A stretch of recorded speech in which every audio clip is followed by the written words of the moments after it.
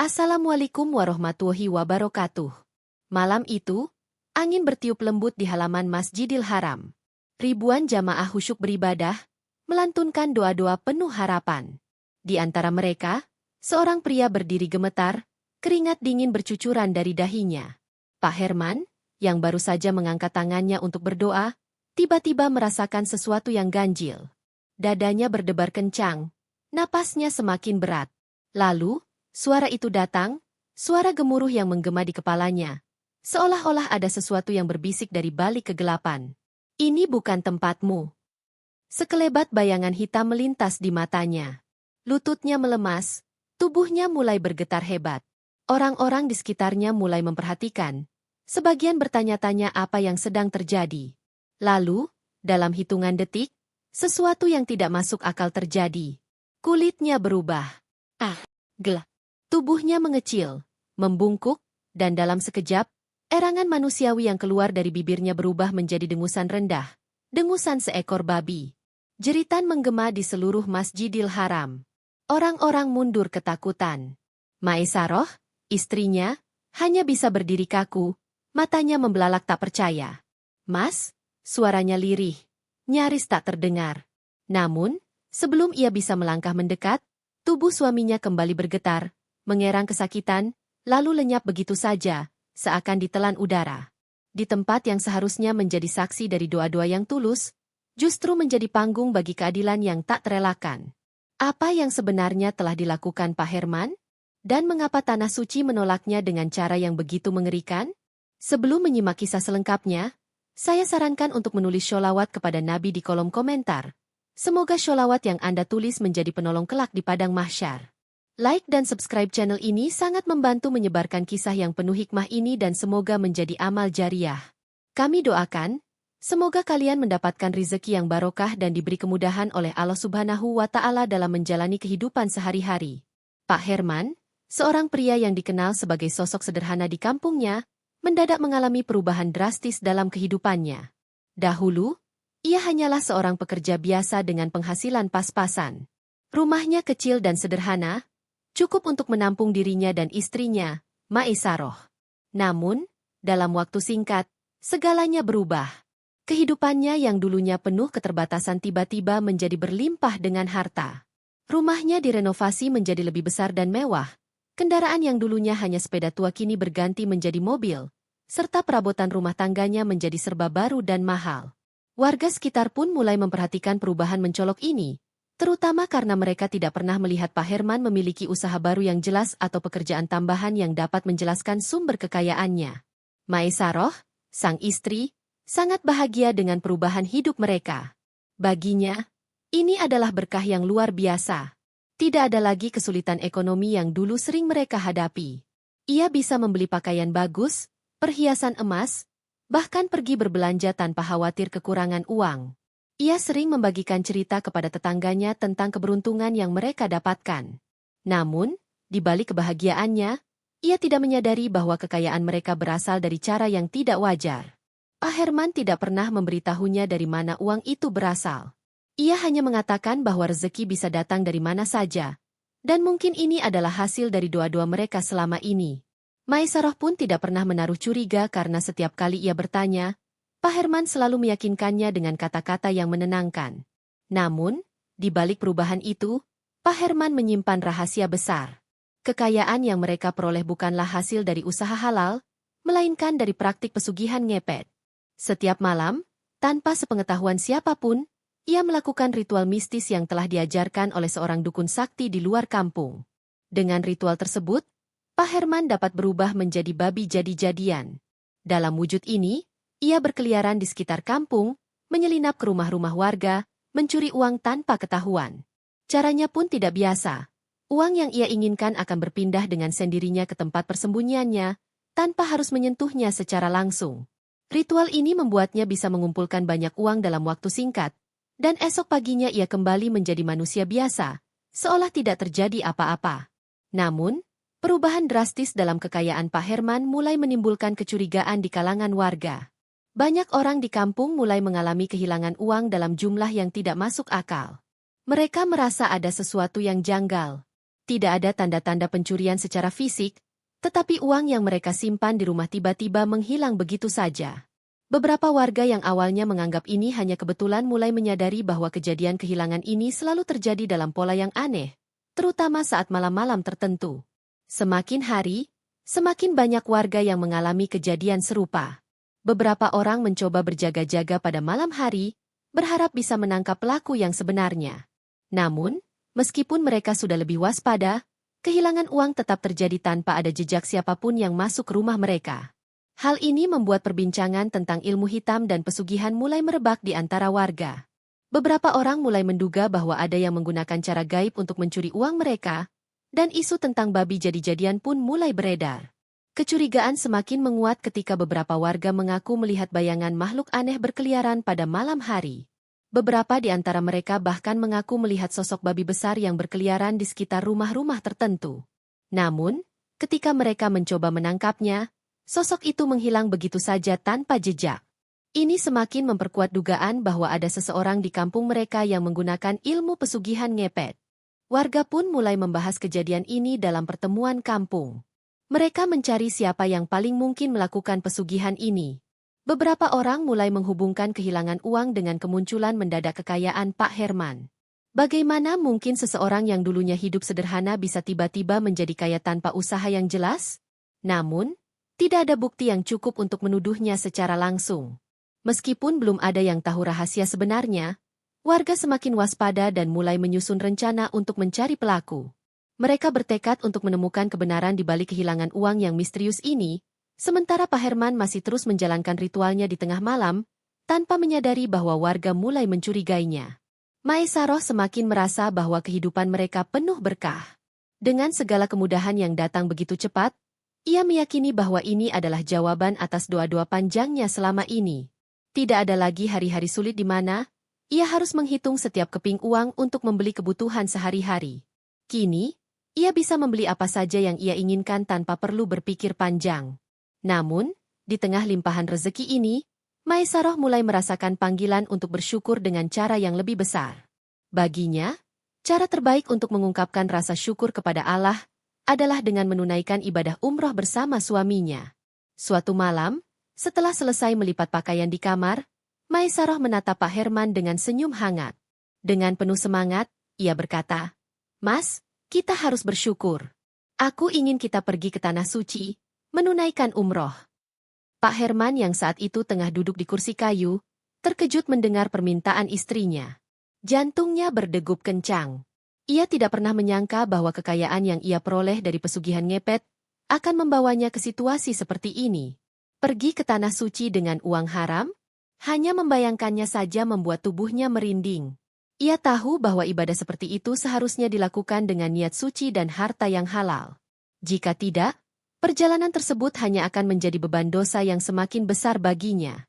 Namun, di saat bersamaan, Pak Herman juga menyadari bahwa menolak ajakan Maesaroh bukanlah pilihan yang mudah. Jika ia menunjukkan keraguan atau menolak dengan alasan yang tidak masuk akal, Maesaroh pasti akan curiga. Selama ini, ia selalu meyakinkan istrinya bahwa uang mereka adalah hasil dari kerja keras dan keberuntungan, dan jika ia tiba-tiba menolak pergi umroh, Maesaroh pasti akan mempertanyakan alasan sebenarnya.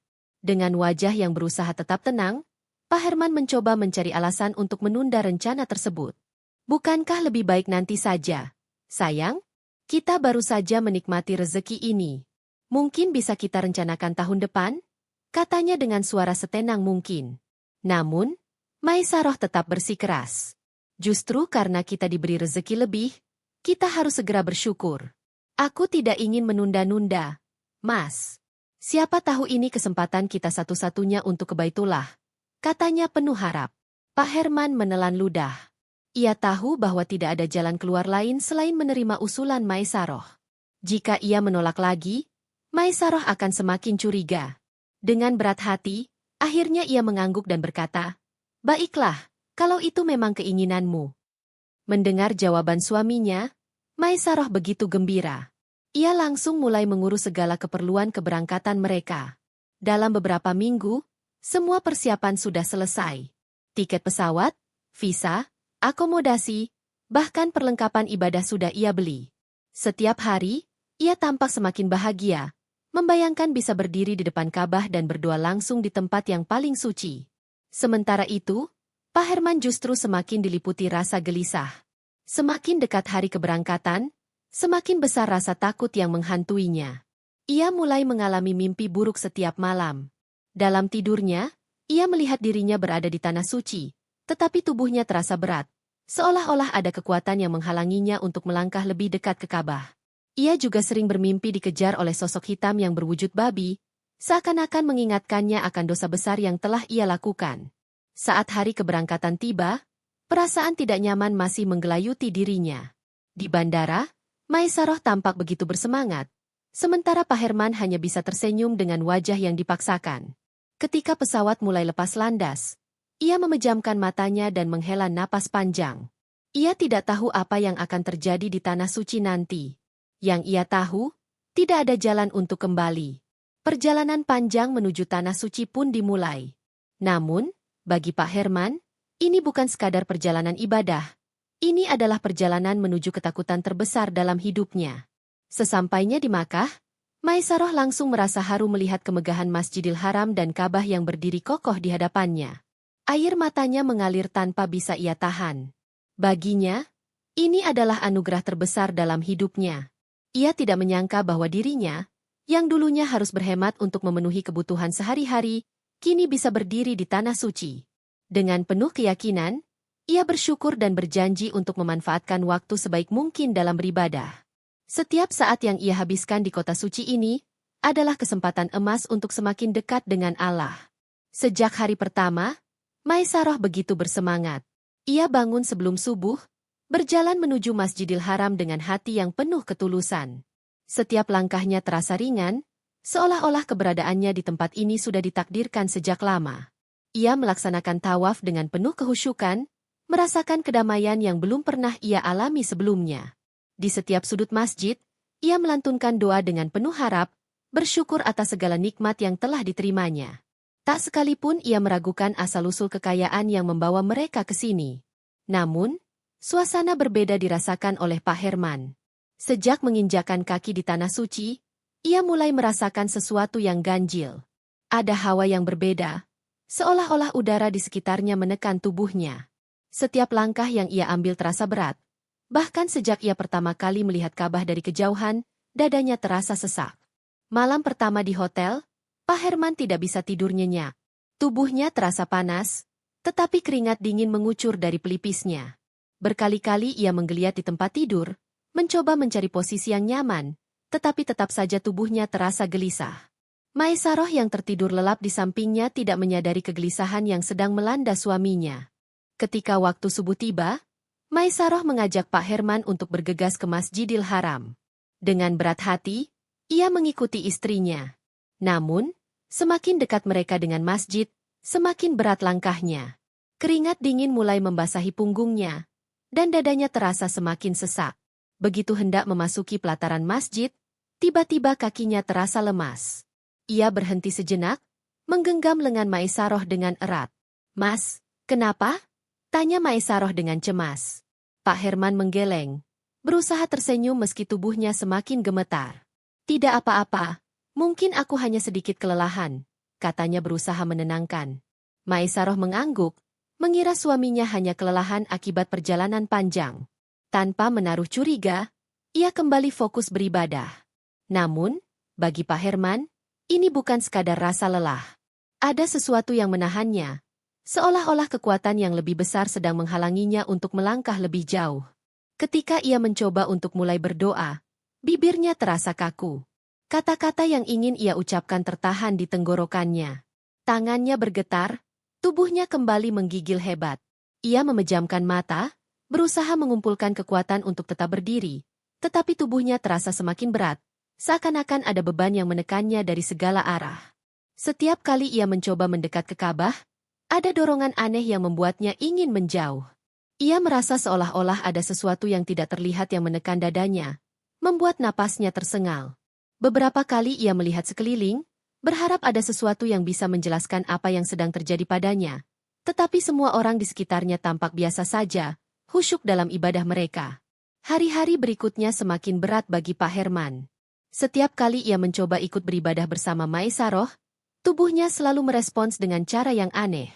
Tangan dan kakinya semakin lemas, tubuhnya gemetar tanpa sebab, dan keringat dingin terus mengucur dari dahinya. Malam hari pun tak jauh berbeda. Ia sering terbangun tiba-tiba, merasa seperti ada sesuatu yang menghimpit dadanya. Sementara itu, Maesaroh tetap tidak menyadari kegelisahan suaminya.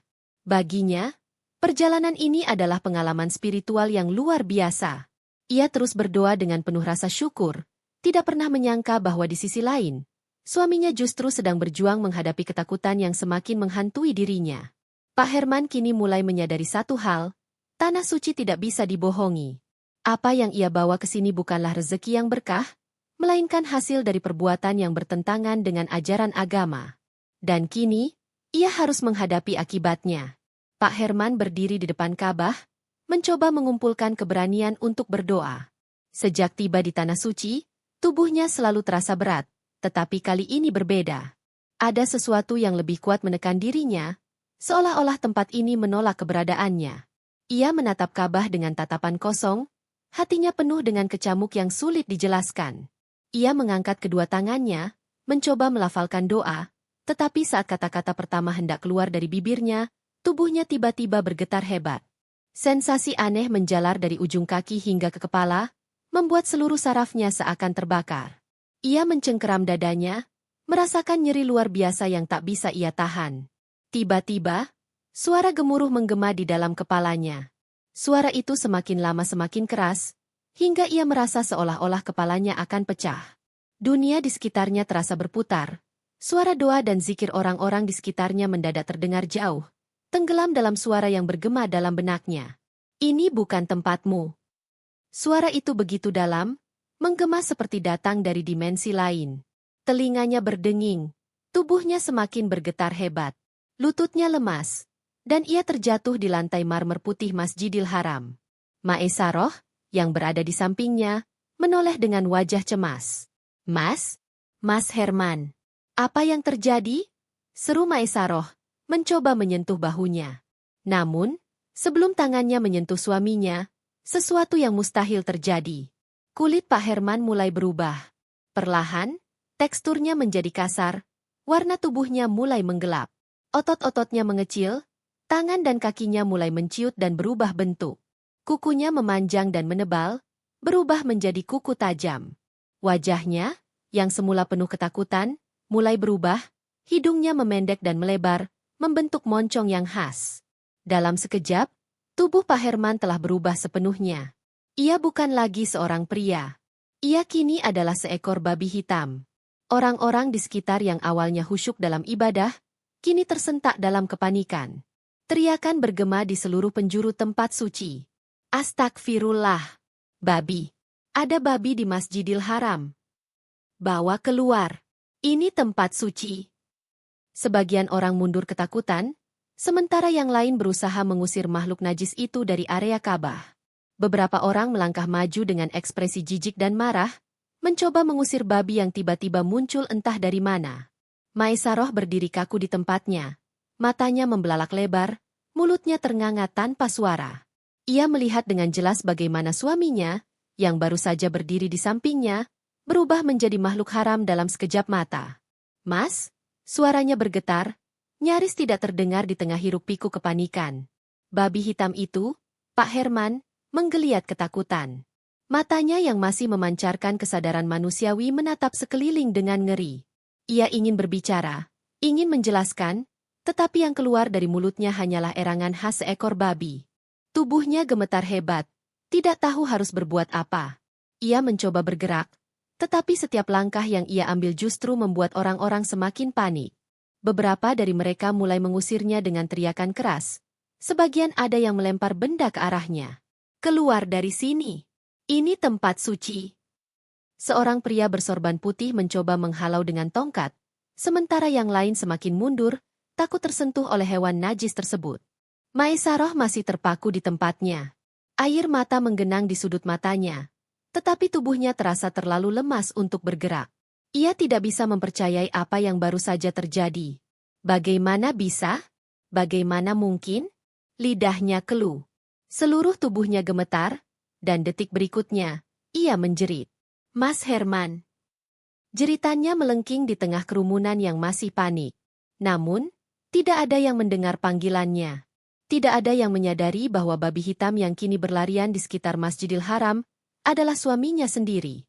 Pak Herman yang kini terperangkap dalam tubuh babi hanya bisa melihat istrinya untuk terakhir kalinya sebelum instingnya membawanya lari dari kerumunan yang semakin marah. Sementara itu, Maesaroh jatuh bersimpuh di lantai, tubuhnya gemetar hebat, air matanya jatuh tanpa henti.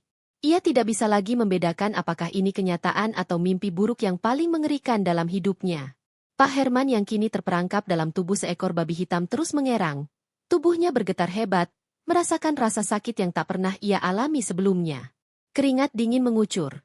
Namun kini bukan dari tubuh manusianya, melainkan dari wujud barunya yang dipenuhi bulu kasar dan kulit yang semakin panas. Ia mencoba bergerak.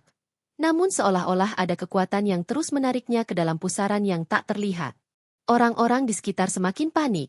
Sebagian menutup mata mereka, tidak sanggup melihat kejadian aneh yang terjadi di tempat sesuci ini. Sebagian lainnya beristighfar, mencoba memahami apa yang sebenarnya mereka saksikan. Pak Herman merasakan tubuhnya semakin melemah.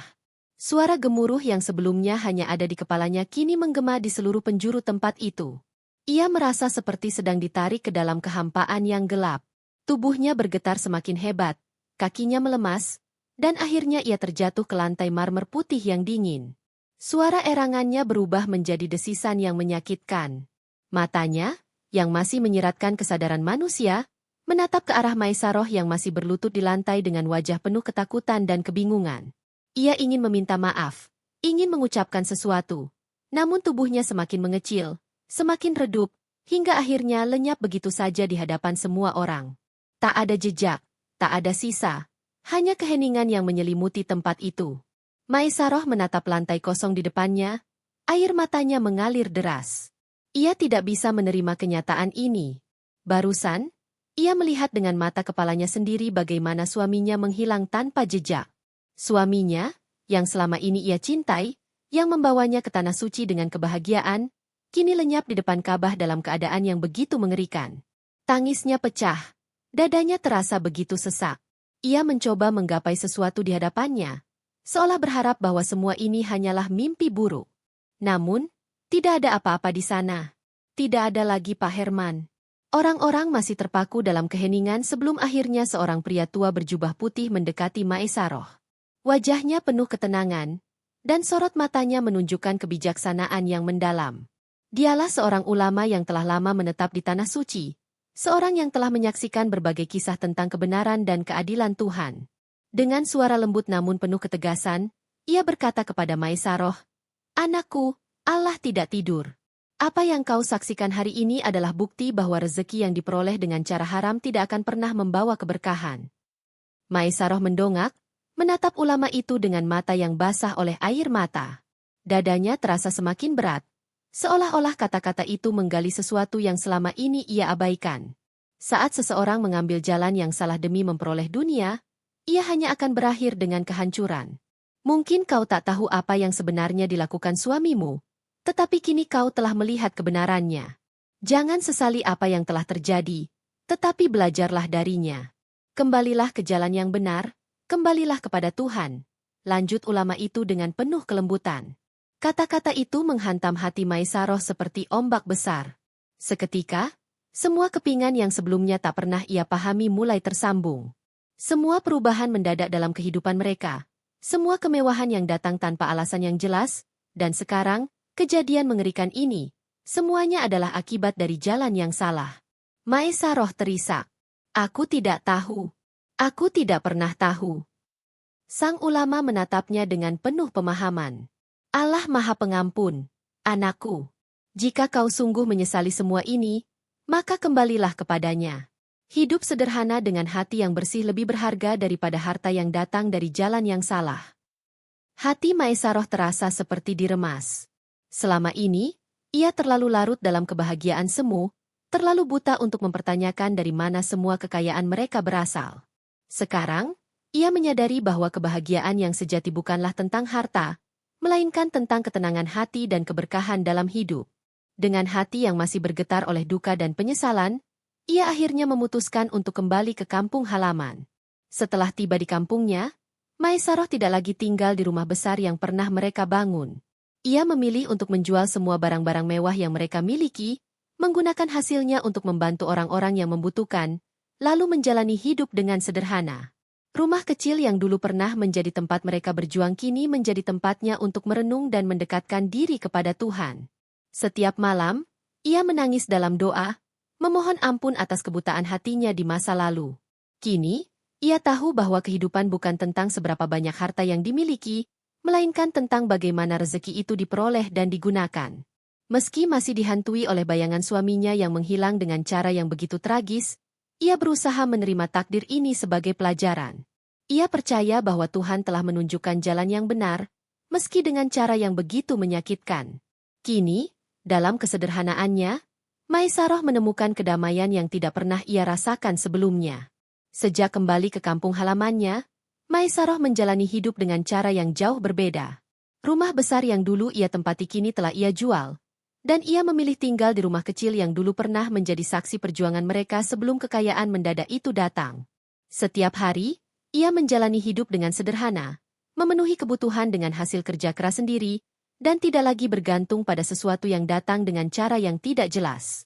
Namun, meskipun kehidupannya kini lebih tenang, hatinya masih dihantui oleh bayangan masa lalu. Setiap malam, saat ia duduk di depan rumahnya, angin malam membawa kembali kenangan yang sulit ia lupakan. Ia teringat bagaimana ia dulu begitu bahagia menerima limpahan rezeki tanpa pernah mempertanyakan dari mana asalnya. Ia ingat bagaimana ia memeluk suaminya dengan penuh rasa syukur, meyakini bahwa kebahagiaan telah menjadi milik mereka selamanya. Namun, kenyataannya tidak seperti yang ia bayangkan. Kekayaan yang mereka peroleh bukanlah berkah, melainkan cobaan yang membawa mereka ke dalam jurang kehancuran. Ia baru menyadari bahwa rezeki yang datang dari jalan haram tidak akan pernah bisa membawa kebahagiaan sejati. Seberapapun banyaknya harta yang dimiliki, jika tidak diperoleh dengan cara yang benar, maka pada akhirnya hanya akan menjadi sumber penderitaan. Di Tanah Suci, di tempat yang paling suci bagi umat Islam, keburukan yang selama ini tersembunyi akhirnya terbongkar. Pak Herman, yang selama ini ia anggap sebagai suami yang bertanggung jawab dan penuh kasih sayang, ternyata menyimpan rahasia kelam. Di hadapan Ka'bah, di tempat yang seharusnya menjadi saksi dari doa-doa yang penuh keikhlasan, justru menjadi tempat di mana kebenaran terungkap dengan cara yang paling mengerikan. Maesaroh tidak akan pernah melupakan momen itu. Momen ketika tubuh suaminya bergetar, berubah, hingga akhirnya lenyap dalam keadaan yang penuh penderitaan. Ia telah menyaksikan sendiri bahwa tidak ada tempat bagi keburukan di Tanah Suci. Setiap dosa yang disembunyikan pada akhirnya akan terbongkar, karena keadilan Tuhan tidak bisa dihindari. Kini, setiap kali ia mengenang semua itu, Maesaroh sadar bahwa meskipun ia tidak tahu sejak awal dari mana kekayaan mereka berasal, ketidaktahuannya tidak bisa menghapus kesalahan yang telah terjadi. Ketulusan dan niat baiknya sebagai seorang istri yang ingin bersyukur tetap tidak bisa menutupi kenyataan bahwa mereka telah hidup dari sesuatu yang haram. Dan pada akhirnya, semua itu harus dibayar dengan harga yang mahal. Maesaroh tidak bisa mengubah masa lalu. Ia tidak bisa mengembalikan suaminya, tidak bisa menghapus apa yang telah terjadi. Namun, ia tahu bahwa ia masih memiliki kesempatan untuk memperbaiki dirinya sendiri. Kini, ia menjalani hidup dengan lebih mendekatkan diri kepada Tuhan, berusaha memperbaiki segala yang bisa ia perbaiki. Ia tidak lagi mengejar kemewahan, karena ia tahu bahwa harta yang paling berharga bukanlah emas atau rumah yang besar, melainkan ketenangan hati yang lahir dari hidup yang lurus dan benar. Malam-malamnya kini tidak lagi diisi dengan tangisan penyesalan, melainkan dengan doa yang penuh harapan. Doa agar kesalahannya diampuni, agar ia bisa menjalani sisa hidupnya dengan lebih baik, dan agar tidak ada lagi orang yang mengalami nasib seperti dirinya. Karena kini, Maesaroh telah memahami satu hal yang pasti. Jalan yang salah tidak akan pernah membawa kebahagiaan, dan kebenaran, seberapapun lama disembunyikan, pada akhirnya akan terungkap.